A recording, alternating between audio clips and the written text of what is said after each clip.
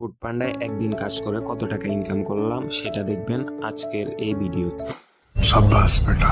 প্রথম অর্ডার আসে Mahipal CB 5 star থেকে। সেখানে 1 ঘন্টা অপেক্ষা করার পর শেষে খাবারটা হাতে পেলাম। তারপর আমি কাস্টমারের লোকেশনে গেলাম, একটা ডেলিভারি করে দিল। আমার 2 নম্বর অর্ডারটা আসে নাদিয়া রেস্টুরেন্ট থেকে, তো সেটা পিক আপ করে নিয়ে কাস্টমারের লোকেশনে ডেলিভারি। 3 নম্বর এবং 4 নম্বর অর্ডার আসে তাকুয়া থেকে, সেগুলো ডেলিভারি করে দিলাম। বৃষ্টি হচ্ছিল তাই রেইনকোট পরে নিলাম। চিটেন থেকে খাবার পিক আপ করে নিয়ে কাস্টমারের লোকেশনে ডেলিভারি করে দিলাম। আমার 6 নম্বর অর্ডারটা কাস্টমারের লোকেশন থেকে আরো 5 থেকে 6 কিলোমিটার বেশি নিল, তাই কাস্টমার 22 টাকা টিপস দিল। আমার কাছে কাস্টমারের অনেক টাকা জমা হয়ে গেছিল, তাই বিকাশ দোকানে গিয়ে ফুড পান্ডার অফিসে জমা করে দিলাম। 2000 years later 2 ঘন্টার একটা ছোট ব্রেক নিয়ে খাওয়া দাওয়া করে আবার বেরিয়ে পড়লাম। সন্ধ্যার প্রথম অর্ডার আসে মহিপাল সিবি 5 স্টার থেকে খাবার অর্ডার।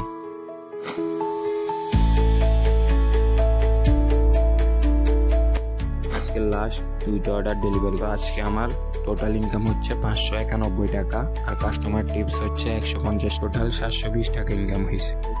টানা 30 দিন এই চ্যানেলে আমি ফুড পান্ডার ইনকাম দেখাবো, তাই এরকম আরো ভিডিও দেখতে চ্যানেলটিকে সাবস্ক্রাইব করে দেন।